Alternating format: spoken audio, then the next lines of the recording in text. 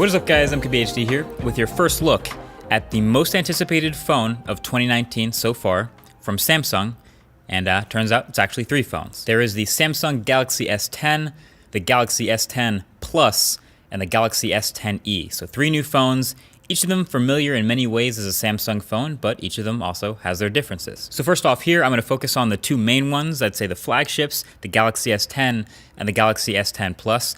And right off the bat, they do look pretty good. I mean, I never thought Samsung phones were ugly at all, but these look quite nice. We kind of saw this coming from the renders. So first off, the new stuff for the Galaxy S10, there are three main improvements and then a lot of small ones. But the main ones are the display, the fingerprint sensor, and the cameras. So the new display, it's simple, you can see it. It's got a 6.1-inch display for the S10 and a 6.4-inch display in the S10 Plus. And they continue the tradition of Samsung having literally the best displays in any phone for a couple years running now. And it continues to get even better. So you have a 90+% screen to body ratio now, and it's still a super high resolution with a 19:9 tall aspect ratio, but it's now also HDR10 Plus certified. And they've changed the name a little bit. They're calling it a next level Infinity display, but still it goes right up to the very edges. And you have, of course, your camera cutout right there in the top right corner, like we've seen in all the leaks. It is a laser cut hole in the AMOLED panel to precisely cut this hole for just the camera to come through and nothing else. And it's a single 10 megapixel selfie camera for the Galaxy S10, plus an additional depth sensor next to it for the dual cutout in the S10 Plus. So no ultra wide selfie camera, sadly. But yeah, I guess now seeing that cutout in person here instead of just in a leak or a render, it doesn't really shock me anymore. Like, we've seen this design start to come up. We saw it in that one Honor phone, but it was on the left-hand side. This time it's on the right. It seems like Samsung's cutout is maybe just a little bit smaller than Honor's. It's not too distracting. It pushes the battery and the signal indicators over from the right edge. And of course, Samsung will cleverly include a bunch of wallpapers that slightly darken the top right-hand corner to make the hole punch less jarring. And they also draw this fancy animation around the cutout when you switch to the front-facing camera. So I guess they're kind of embracing it. So there it is. Samsung can now say they've technically never done a notch, I guess. All right, so number two. The number two main new thing is the new fingerprint sensor. Galaxy S10 has officially moved to the ultrasonic under-the-glass fingerprint reader, which is pretty dope. So you see the word ultrasonic in there, and that's not just a name they're just making up. That actually means something as far as the technology's use for you and I.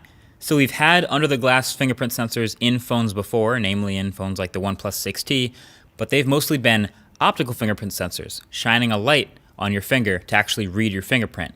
These ultrasonic ones don't use that, so they have a couple advantages. Number one, they'll be faster. Number two, they don't need to shine a super bright light on your finger to read it, so it'll be way less annoying in dim light or at night. And number three, it can read the fingerprints before waking up the display at all. That is a pretty sweet feature that I'm really happy about. So the ultrasonic fingerprint sensor, I'm looking forward to using. So then that brings us to number three, the third main new feature with Galaxy S10, which is the cameras, plural. So Galaxy S10 now has the triple cameras on the back. So Samsung is finally doing the three different focal lengths, one main camera, one telephoto, and one super wide, which is sick. I've been waiting for that, and I hope Apple gets on this train next. So Samsung has had for a while one of the best cameras in any smartphone. So fingers crossed this continued improvement and image quality and color science keeps going. We'll find out all these things in the full review, so definitely make sure you subscribe to see that when it comes out. But the new cameras on the back are already welcome. The main camera is a 12 megapixel sensor, dual aperture f1.5 or 2.4 with OIS. Then the telephoto is also f2.4 and has OIS. And the ultra wide, it doesn't have OIS, but you'll hardly need it at 123 degrees anyway. And it opens up to f2.2. I, for one, hope everyone adopts some sort of ultra wide camera. I personally love the look. And then in software like Apple and Huawei and LG have done, you can sort of seamlessly zoom between the cameras and it'll switch automatically which camera you're on depending on how far you're zoomed in. It also keeps the intelligent camera modes with the improved scene recognition and all of that. Honestly, it's looking like a winning package in the camera department, but of course we have to test that all to find out. Matter of fact, make sure you're following me on Twitter and also Instagram to see those sample photos of this when I start to get it, because from the day that this video gets uploaded and posted, I'm already gonna start posting sample photos, so you can see those. So that's it for the main changes, but of course, since it's Samsung, they've thrown in a ton of other little stuff because that's their style and it's good stuff. So first of all, the batteries are significantly bigger. Galaxy S10 is now a 3400 milliamp hour battery, and Galaxy S10 Plus is now a 4100 milliamp hour battery, so that's nice. And the specs and materials are variable. So the one constant is Snapdragon 855 through everything. That's great. Then the Galaxy S10 starts at $900, and for that you get 8 gigs of RAM and 128 gigs of storage, but there's also an 8 and 512 version. Then the S10 Plus starts at $1,000, which gets you 8 gigs of RAM and 128 gigs of storage again, but if you spec it up, S10 Plus turns into a ceramic back instead of glass.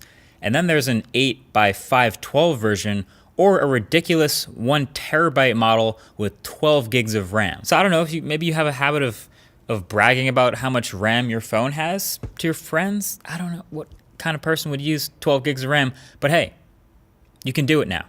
12 gigs of RAM in a phone. And let's not forget, Samsung's phones also have expandable storage via micro SD, so you can have a terabyte of internal and a half a terabyte micro SD card, so 1.5 terabytes of memory. So straight off the bat, with just that, Galaxy S10 and S10 Plus are looking like some really impressive, obviously well-spec'd flagships for 2019. And all of that takes us to Samsung's other phone that might kind of get lost in all this, which is Galaxy S10e. Now, I didn't want that to get buried or anything, so I have an entire separate video just on the Galaxy S10e and everything that's new with it and different from these S10s. So you can click here to watch that, or it'll be the first link below that like button, but that's the S10e. Bottom line with it, it's essentially their answer to the iPhone XR. It has a couple of trade-offs, like a regular fingerprint sensor and a slightly smaller display, etc., to make that lower price, but it doesn't cut off too much, and it ends up at $750, so it's a pretty direct comparison there. And then Samsung also dropped this little bomb on us, the Galaxy S10 5G. Now this we know even less about. We just know it's going to be a bigger S10 with a 6.7-inch screen and a huge battery and an even bigger price. But also, aside from the shots you just saw me get of it, they wouldn't let me record any of it, they wouldn't let me turn it on, the screen doesn't turn on, and they wouldn't let me hold it, which leads me to believe that could have easily just been a model of a phone.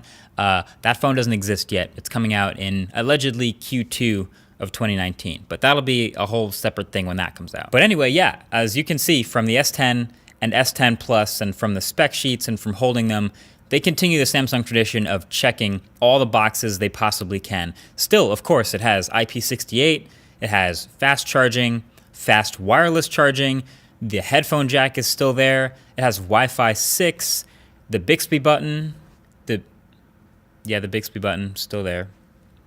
It's whatever, they check the box. But there's also this feature now called wireless power share, aka reverse wireless charging. So Samsung gets on board with that too, kind of like we saw with the Huawei Mate 20 Pro earlier. So now Galaxy S10 will be able to enable troll mode super slow 4.5 watt Qi wireless charging of other devices.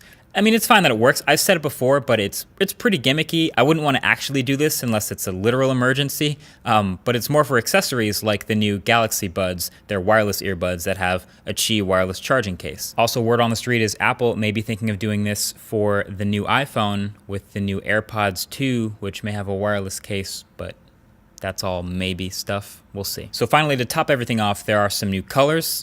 None of them look that amazing to me. I mean, the green's kind of cool, but I'll probably end up going with black. They're all glass, so they're all gonna get fingerprints. And then of course you'll notice they're running Samsung's new improved One UI, which is actually visually pretty different from previous versions of Samsung skins. And the main thing you'll notice when using it is it moves a ton of things like menu items and quick toggles and controls to the bottom of the display. So everything is more reachable on these huge phones. And it's just overall more well thought out and well designed than previous Samsung software, at least in my opinion. Then again, some things are also cartoonishly huge, and I wish they would be smaller or a bit more subtle or less crazy colorful. I don't know, I'm working on my thoughts on it, but so far it's looking pretty solid. But from my time with the hands-on, that's pretty much it. Honestly, I was impressed. I mean, I like the way the phones look and feel in the hands, so for my $900 or $1,000, I think I'm pretty into it. Of course, the full review will be the tell-all, but what do you think? Is this enough to actually get you to change your mind? Also, this video is brought to you by the newest round of MKBHD apparel. This hoodie is in the latest drop. It is live on the site right now, and it is legitimately the softest hoodie I've ever worn. Like, that's not even a joke in my lifetime. This is the softest one, so pretty big fan. Link is below. Anyway, that is it. That's S10 and S10 Plus. Link to the S10e video is below, but feel free to share this video with anyone who'd be curious about Samsung's new 10th generation flagships. Until the next one, thanks for watching. Catch you guys later. Peace.